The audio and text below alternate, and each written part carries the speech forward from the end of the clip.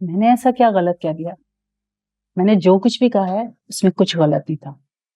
और वैसे भी ये सब कुछ मैं तुम्हारे लिए कर रही हूँ। मेरे लिए? वो कैसे? तुम इस घर की बड़ी बहू हो, मगर दिमाग तुम्हारा छोटा है। अच्छा, मुझे नहीं समझ आ रही, आप अपने लफ्जों में समझा दें। तुम क्या समझती हो, मुझे हया के बच्चे को देखने का शौक है? बिल्कुल नहीं। मैं तो ये खोज लगा रही हूँ कि इन तिलों में कितना तेल है। फिर आपको पता चल जाएगा तो क्या होगा?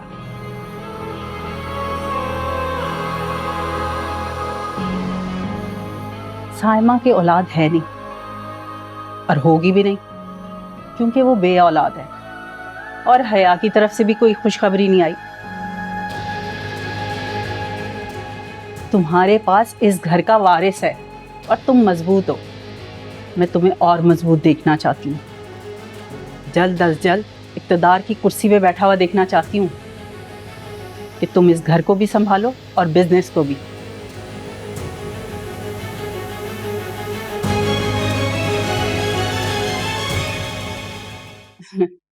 वैसे रिफत, मैं नोट कर रही हूँ कि जब से मैं आई हूँ आसिया बेगम और इरम नहीं नजर आ रही।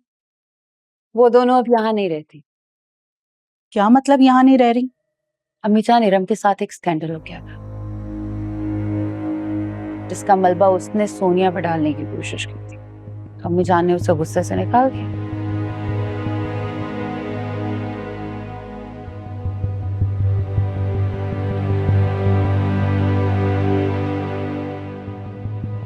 वैसे रिफत, इतनी बड़ी बात होगी और तुम मुझे अब बता रही हो? अम्मी जान, इसमें बताने वाली कौन सी बात है? सोनिया की इज्जत पे बात आ गई थी, इसलिए मेरा खामोश रहना बेहतर था। देखो जरा, इरम को मैं ऐसा समझती तो नहीं थी। कोई भी नहीं समझता था। कि तुम्हारे घर में हो क्या रहा है। खैर, कहाँ रह रही हैं आजकल वो? अम्मी जान ने नया घर लेके दिया, अच्छा हो गया चले गए। मैं नहीं चाहती कि वो मेरी आंखों के सामने आए, वरना सोनिया की मोहब्बत में मैं कुछ भी कर जाती। वैसे अच्छा तो नहीं हुआ, मगर तुम्हारे लिए फायदा है उनका यहाँ से चले जाना। वो अलग घर में चले गए, इसमें मेरा क्या फायदा हो सकता है? रिफत, इस घर में अगला राज तुम्हारा है और जितने कम लोग होंगे तुम्हारा राज उतना ही चलेगा। तुम्हें मेरी बात समझ नहीं आ रही ना?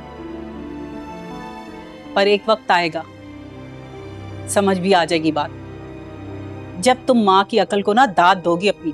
अम्मी जान, मैं ऐसा बिल्कुल नहीं सोचती। उनका यहाँ से चले जाना कभी भी मेरी प्रायोरिटी नहीं थी। मैं आसिया पुप्पो की बहुत इज्जत करती हूँ, और इससे पहले इरम से भी मुझे नफरत नहीं थी।